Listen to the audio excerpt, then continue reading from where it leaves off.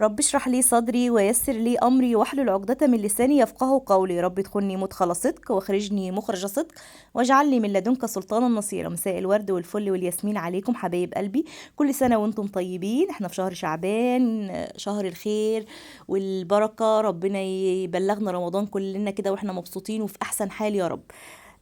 النهارده بقى داخله عليكم كده بحاجه حلوه زيكم يا حلوين. النهارده هنعمل مع بعض القشطوطه او حاجه من الحلويات الترندي قوي، طالعه اليومين دول ترند كده وبتتباع في الاماكن، في اي مكان تروحيه تبقي ايه عايزه تاكليها او تدوقيها.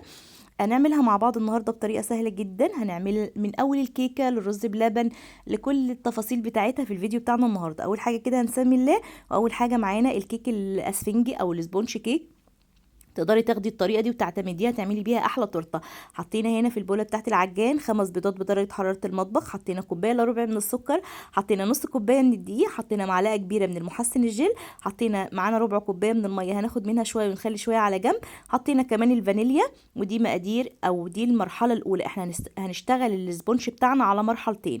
من انجح السبونش اللي ممكن تجربيه وانت مغمضه، نتيجته هايله جدا، نتيجته مضمونه، بيديكي كيك اسفنجي هايل. يعني عايزه اقول لك نسبه الفشل فيه 0%. هتجربيه ان شاء الله يعجبك جدا. بعد كده بنبتدي نضربه بالمضرب من 8 ل 10 دقايق، مش اقل من كده، علشان تاخدي القوام ده. شايفين بعد ما ضربناها كده حوالي 7 دقايق بقت بالقوام ده. بنكمل كمان ضرب لحد كل ما بنضرب كل ما القوام بتاعنا بيرتفع. شايفين بقى بتعملي علامه كده بالمضرب كده، خلاص انت خدتي كفايتك كده من الضرب.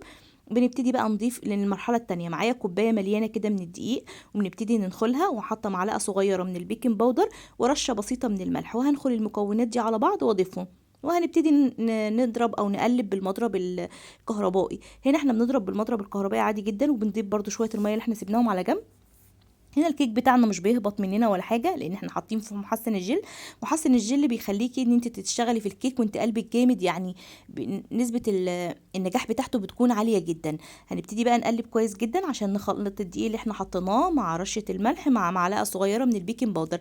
بعد كده بقى معانا اكبر صينيه في الطقم بتاعنا، اللي هم 3 صواني الموجودين عندنا اللي هم المربعين دول. تقدري طبعا، هي الوصفه بتاعتنا مش هقول لك تعمليها في صينيه مدوره، لا، هي اساسها ان هي تتعمل في صينيه مربعه، علشان لما نقطعها مع بعض ونحطها على الرز بلبن تدينا نفس الشكل اللي احنا بنشوفه بره، يدينا نفس النتيجه بالظبط. بنزل بقى كل حاجه كده من البوله بتاعتي في قلب الصينيه. انا حاطه فيها ورقه زبده، انت تقدري تدهنيها مثلا دهنه من الزيت بالزبده وتبطنيها من الدقيق. انا طبعا حطيت فيها ورقه زبده اسهل متوفر عندي، يعني كل ما بيكون متوفر عندي بسهل على نفسي. طبعا انا مشغله البوتاجاز بتاعي من اول ما اشتغلت، او مشغله الفرن بتاعي من اول ما ابتديت ان انا اشتغل في الكيك بتاعي. دي خطوه مهمه جدا عشان الفرن يكون محقق درجة حرارة مناسبة. لما الكيك بتاعنا يدخل فيه ياخد السوا المظبوط، ما يبقاش الفرن بتاعي بارد، الكيك بتاعي يطلع مش ناجح. بحطها على الرف اللي في النص لحد ما تستوي معايا. هي مش بتاخد معانا وقت، تلت ساعة نص ساعة وهتكون جاهزة معاكي. بتختبريها بخلة كده، طلعت معاكي نظيفة، يبقى كده الكيك بتاعنا زي الفل. بنطلعه ونغطيه ونسيبه لحد ما يهدى معانا وهنشوف شكله. تعالوا نعمل مع بعض الرز بلبن. الطبقه اللي هي بتبقى موجوده تحت الكيكه. حطيت هنا كده كوبايه من الرز غسلتها، وضفت عليها 3 كوبايات من الميه، وهسيبهم يغلوا كده لحد ما الرز بتاعي ابتدى يستوي، بس مش سوا كامل، يعني بسيب فيه تك عشان لسه هغليه كمان في اللبن، يبقى السوا بتاعي يطلع مظبوط جدا. ضفت هنا السكر، طبعا ده حسب الرغبه. انا ضفت كميه السكر اللي تحلي معايا الموضوع يعني، بس انا مش عايزه الرز يكون مسكر قوي، عايزين نعمل تعادل، لان في طبقه كيك هتحط فيها كريم شانتيه ولسه هتحط صوصات من فوق، فتبقى الحلاوه مظبوطه وتديكي نتيجة كويسة. ضفت هنا 2 كيلو كده من الحليب، وابتديت ان انا اقلبهم كويس مع الرز وهضفت هنا بقى في البوله اللي انتوا شايفينها دي، حطيت معلقتين من النشا، معلقة من الكريم شانتيه، ولو في عندك قشطة تقدري تضيفيها من على وش اللبن. وببتدي اقلب كويس جدا. وقت ما بتحطي النشا لازم تقلبي باستمرار عشان ما يكتلش معاكي. وهنا بندفع عن الرز بتاعنا وبيكون بقى جاهز، احلى رز بلبن ممكن تاكليه. هنا بقى هنبتدي في الاطباق دي. انا حبيت بقى ايه، هي كانت موجوده عندي كنت انا شارياها يعني للوصفه دي، فحبيت ان انا اقدم فيها. طبعا الاطباق دي بتستحمل الحراره ومش بتبقى غاليه، كانت حوالي ب4 جنيه الطبق او 3 جنيه مش فاكره. وببتدي احط بقى طبقه كده من الرز بلبن، علشان طبعا هنعمل فيها ميكس من الطبقات حلوه جدا. عايزه اقول لك ان الكيك مع الرز بلبن حاجه كده خطيره. هنا الكيك بتاعنا طلع بقى من الفرن، شايفين عامل ازاي، استوت، اتاكدت طبعا، اختبرته بخله كده من خله او سكينه او اي حاجه، اتاكدت ان هو استوى، سبته لما بردت معايا. شايفين بقى الطبقه اللي على الوش دي احنا عايزين نشيلها، علشان طبعا احنا هنسقي الكيك بتاعنا، فاحنا عايزين نضمن ان الكيك بتاعنا هيشرب كويس جدا. هنا بقى انا حطيت عليها ورقه زبده، شايفين لو انت بايدك كده شلتيها بتتشال معاكي بمنتهى السهوله، بس انا عشان اسهل على نفسي حطيت عليها ورقه الزبده. ورقه الزبده بتشيل بقى كل التلازيق دي بتطلع فيها. وكمان شلت بقى طبقه ورقه الزبده اللي احنا كنا حاطينها من تحت كده، بتتشال معاكي بمنتهى السهوله. قلبنا الكيك بتاعنا علشان نشيل ورقه الزبده، وهنرجع تاني نقلبه على الناحيه التانية، علشان زي ما قلت لك ان احنا لسه هنسقيه. لي خطوه مهمه جدا ان احنا هنسقيه بالحليب. شايفين بقى ورقه الزبده شالت كل التلازيق اللي موجوده معايا، واي حاجه بقى بقت معايا ببتدي ان انا بقى بالسكينه اشيلها كده. الخطوه دي مهمه زي ما قلت لك، علشان المسام الكيك بتاعنا تكون متفتحه، ونسقيها لما نسقيها باللبن تشرب كويس جدا وتدينا النتيجه اللي احنا عايزينها. ببتدي اتخلص من اي حاجه موجوده كده، وقلبت الكيكه بتاعتي بقى. هنا معايا كوبايه كده من الحليب، او هنا دي كوبايه ونص كده حوالي، او كوبايتين من اللبن على حسب ما تاخد الكيكه معاكي. حليتها طبعا بالسكر، وحطيت عليها معلقه من القشطه، وقلبتهم مع بعض كويس جدا. وهسقي الكيكه بتاعتي. شايفين بقى القشطه دي اللي على الوش ده قشطه، لازم تسقي الكيكه كويس جدا، هي هتشرب معاكي الكميه اللبن دي كلها.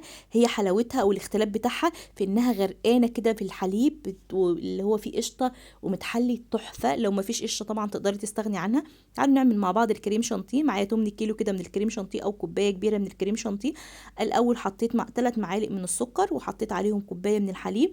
ببتدي الاول يعني ادوب السكر ده كويس قوي في السوائل. ممكن تقدري تستخدمي الميه الساقعه المتلجه لو انت حابه، مش حابه تضيفي الحليب، بس الحليب بيديها غناوه كده وطعامه حلوه جدا. وبعد كده ضفت كوبايه الكريم شانتيه الخام من غير سكر.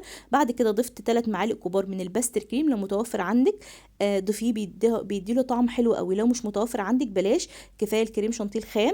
وبعد كده بنفضل نضربها بالمضرب. احتاجت معايا طبعا الحليب، ضفت لها بقيه الحليب اللي كان معايا. عايزين القوام دوت تكون فلافي وهشه كده، وفي نفس الوقت ايه، متماسكه مش سايحه معانا. بعد كده بقى باخد الكريم شانتيه بتاعي ده، احطه في كيس حلواني. انت طبعا تقدري تحطيه بالمعلقه عادي جدا، مفيش مشكله. وبنبتدي بقى ان احنا ايه، هنحطه على الكيكه بتاعتنا. يبقى بعد ما خلصنا الكيكه بتاعتنا وعملنا لها التسقيه بالحليب بتاعنا، هنبتدي نحط عليها طبقه الكريم شانتيه. عايزه اقول لكم فعلا يعني نوع الحلويات ده حلو جدا. الميكس بتاعه رهيب قوي، جميله جدا، من الحاجات الحلوه قوي. فعلا تستاهل الضجه بتاعتها، او انها تكون طالعه ترند كده. انا بصراحه انا ما دقتهاش بره، انا اول مره اعملها. وجربت اول مره اجربها يعني. وعجبتني جدا، يعني عايزه اقول لكم عجبتني جدا. انا من الناس اللي ما بشوف حاجه وبتعجبني وببقى عايزه ادوقها او اجربها، بعملها انا في البيت وبجربها. لو هي يعني مش لازم ان انا اكلها من بره، انا بصراحه بحب اعمل كل حاجه في البيت. فانت كمان تشجعي واعمليها، كل حاجه سهله فيها اهوت، مفيش فيها اي حاجه صعبه. ببتدي ان انا اقطع الحروف بتاعتها كده بعد ما سويت طبعا طبقه الكريم شانتيه. ابتديت ان انا اقطع الحروف عشان ايه، يبقى شكلها حلو بس في التقديم، عشان خاطركم بس كده ببتدي ان انا اظبطها. لكن احنا لو هناكلها في البيت مش هقطع الحروف بتاعتها، مش ضروري يعني. بس طبعا علشان خاطر عيونكم لازم نطلع لكم الحاجه ايه، مظبوطه وفي احلى حاجه. بعد كده قطعتها على قطعتين علشان تطلع القطعه معايا كده حلوه كده وتملى العين ومحترمه زي ما بنشوفها بره بالظبط. ده الرز بتاعي بقى طبعا بعد ما برد خالص. ببتدي اخد بقى طبقات الكيك بتاعتي دي اللي هي غرقانه كده من الحليب او اللبن. طبعا انا مستخدمه لها هنا لبن جاموسي مش لبن بقري، فعشان يديها كمان دسامه وطعم حلو جدا. حطيت الكميه بتاعتي كلها. وطبعا تقدري تستخدمي من غير رز بلبن، اللي هي بيبقى رز بلبن اسمها القشطوطة، واللي من غير رز بلبن اسمها المسخسخه. يعني اساميهم دي الاسامي اللي هي طالعه عليهم يعني. فابتديت ان انا ازينها كده بالكريمه بالخطوط كده، يعني جبت كيس حلواني كده وقصيته. يعني بحاول ان انا اقرب حاجه للشكل بتاعها المتعارف عليه او اللي احنا بنشوفه، ان انا اعمل نفس الشكل بالظبط. ده صوص توفي.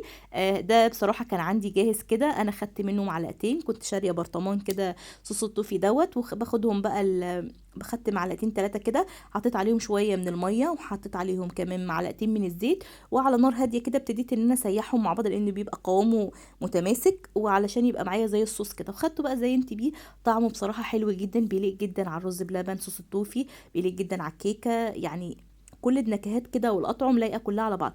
كمان زينت بالفراوله، موجوده طبعا وكانت متوفره عندي. تقدري تزيني باي نوع فاكهه عندك مانجا تقدري تحطيها، كيوي. طبعا هزين بالموز. الفراوله والموز هما اللي كانوا متاحين عندي. فزينتي بيهم.